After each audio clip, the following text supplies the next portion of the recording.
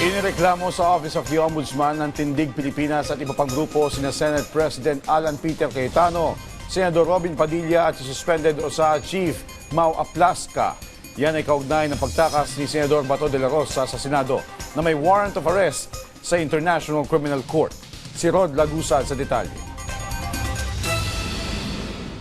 Nagaya ng reklamong obstruction of justice sa Office of the Ombudsman ang grupong Tindig Pilipinas at iba pang civil society groups laban kay noon ay Senate President Alan Peter Cayetano, Senator Robin Padilla at noon ay Acting Senate Sergeant at Arms Mau Aplasca bago pa nagkaroon ng pagbabago sa liderato ng Senado.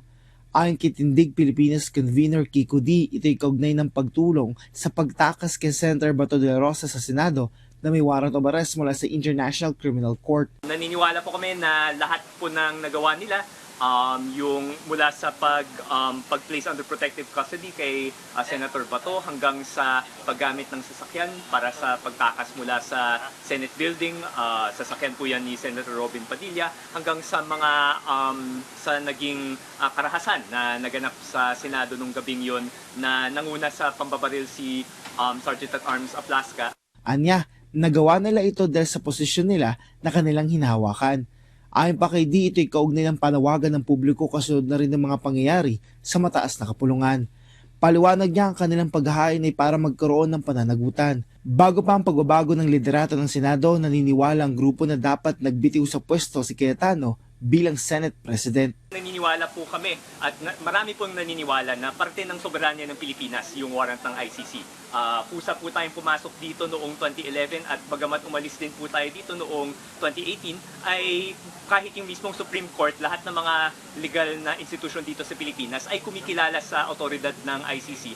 Ayon naman sa kapwa convener nga na si Sylvia Claudio, hindi kasama sa naging reklamo ng PNP-CIDG si Cayetano. Because he was also very much implicated. Dagdag rin natin yung hiningi ng NBI initially yung cameras, yung recording, CCTV, at hindi nila ibinigay. So sa amin, obstruction na naman yan. Anya, nagpadala na sila ng kopya ng kanilang reklamo sa ICC. Ayon naman kay DOJ spokesperson Polo Martinez, magpapatuloy ang sinasagawang sariling investigasyon ng kagawaran kaugnay na nangyari sa Senado. Anya, nananatiling bukas ang panel of prosecutors sa pagtanggap ng mga ebidensya na makakatulong sa investigasyon.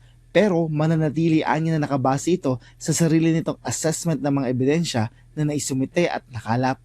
Rod Lagusad para sa Pambansang TV sa Bagong Pilipinas.